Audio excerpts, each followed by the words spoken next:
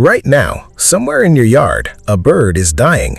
Not dramatically, not with any fanfare. It isn't lying on the grass where you'd notice it.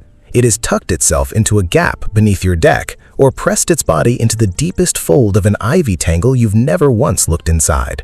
It chose that spot deliberately, and by tomorrow morning, it will be gone, completely, almost impossibly gone, and you will never know it was there. Here's what makes that strange. In North America alone, somewhere between 3 and 4 billion birds die every year. Every single year. That's not a rounding error. That's a number so large it should mean we're walking over dead birds constantly, finding them on our porches, discovering them in our gardens every other morning. And yet most of us go our entire lives seeing only a handful. A window strike here, a road casualty there. The rest, billions of them, simply vanish. So where do they go? This video is going to answer that question in a way that will permanently change how you see your backyard. Hit subscribe because this channel exists to show you the invisible world just outside your window, and this is one of its deepest secrets. Let's start with the bird itself, because the first part of the disappearing act begins before death even arrives. When a bird becomes sick or injured, one of its most powerful instincts kicks in almost immediately: hide. Not from you specifically, from everything. A bird that shows weakness in the open is a bird that gets eaten, and millions of years of evolution have wired that truth into every feathered creature alive. So the moment a bird's body begins to fail, it stops doing the things you'd normally see it do. It stops visiting the feeder. It stops singing. It finds the densest, darkest, most impenetrable cover it can reach. A thicket of brambles, a hollow in a rotting log, the cavity behind a loose board on your fence, and it settles in, quietly, out of sight. This is why you almost never see a sick bird. The ones that do appear out in the open, puffed up and slow on the ground, are the exceptions, the ones too weak to hide anymore. Even if a bird does die somewhere visible, on a lawn, beneath a tree, the window for you to find it is astonishingly small. We're talking hours. Sometimes less. The natural world has a cleanup system so efficient it borders on eerie. Raccoons, which are active across virtually every suburban neighborhood in North America, can locate, consume, and completely remove a small bird carcass in under 4 minutes. 4 minutes! Opossums, slow, waddling, easy to underestimate, are extraordinarily thorough scavengers that work through the night in near silence, and they leave almost nothing behind. Then there are the flies. Blowflies can detect a carcass from over a mile away, navigating on chemical signals so faint they're invisible to every instrument we've casually put near them. They arrive within minutes of death, sometimes within the hour, and the process they begin, while unpleasant to think about, is among the most efficient recycling operations on the planet. A small songbird in warm weather can be reduced to almost nothing within 24 to 48 hours. What researchers discovered next shocked them.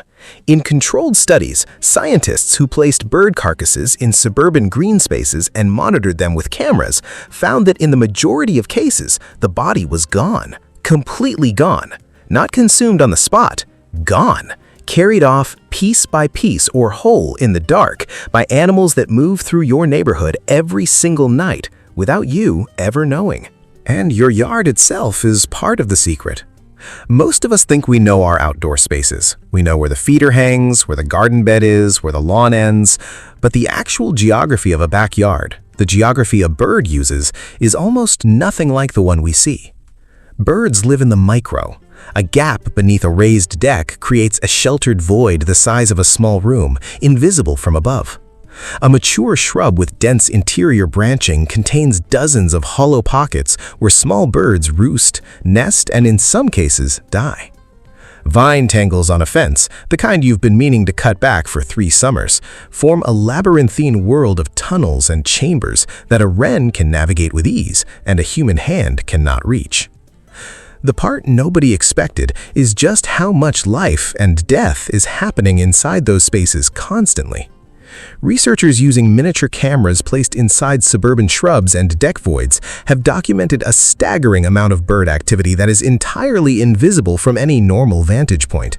Your yard is far more inhabited than it appears, and its losses are far more hidden. But nothing in this story unsettled researchers more than what they found when they started watching the other birds. In 2015, researchers at the University of Washington conducted a study that entered bird science like a quiet earthquake. They presented crows with a dead crow, a taxidermied model, and watched what happened. The living crows didn't ignore it. They didn't scatter. They gathered. They called loudly and persistently in what researchers described as something resembling a group alarm. And then, this is the part that stays with you. They avoided that location for weeks afterward. The place where the dead crow had been seen became, in the behavior of the living crows, a place to be wary of. It didn't stop with crows. Magpies, closely related, have been observed doing something even more striking, approaching dead companions and using their bills to place grass and small objects over the body. Whether this constitutes mourning in any sense we'd recognize is genuinely debated, but the behavior itself is documented and real. Scrub jays respond to dead jays with increased alarm calling, gathering nearby before eventually going silent in a way that researchers have compared, carefully and cautiously, to a kind of vigil. This next finding changes everything about how we think about backyard bird behavior. Because if corvids, and possibly other birds, have some awareness of death, some recognition that a member of their group is gone, then the silence that sometimes falls over your yard after a bird disappears may not be random. The other birds may know. They may be responding to something you haven't noticed yet. Zoom out now. Hold that thought about your yard, that one quiet, ordinary patch of green, and consider this. Every day across North America, on a continent spanning millions of square miles, this same invisible system is operating simultaneously in every yard, every park, every hedgerow, every forest edge. The migration of birds across this continent, a movement so massive that radar operators in the 1950s initially thought their instruments had broken, moves billions of birds through billions of microhabitats, and the losses along the way feed ecosystems from Canada to the Gulf of Mexico. The nutrients from a single dead warbler move into soil, into insects, into the next generation of plants. Nothing is lost. It is all quietly, invisibly, endlessly recirculated. A living river flowing through the dark that has been running for millions of years without ever asking to be seen. Come back to your yard now. The feeder hangs where it always hangs. The shrub by the fence looks exactly as it did yesterday. Nothing appears to have changed, but underneath that stillness, in the gaps and hollows and tangles you've never looked inside, an entire hidden world is operating on its own terms, by its own rules, with its own losses and its own quiet reckonings. Your yard is not empty. It is full of concealment. And now that you know that, I want to ask you something. Have you ever noticed your birds go suddenly and completely quiet? Not for weather, not for a hawk, but for no reason you could explain.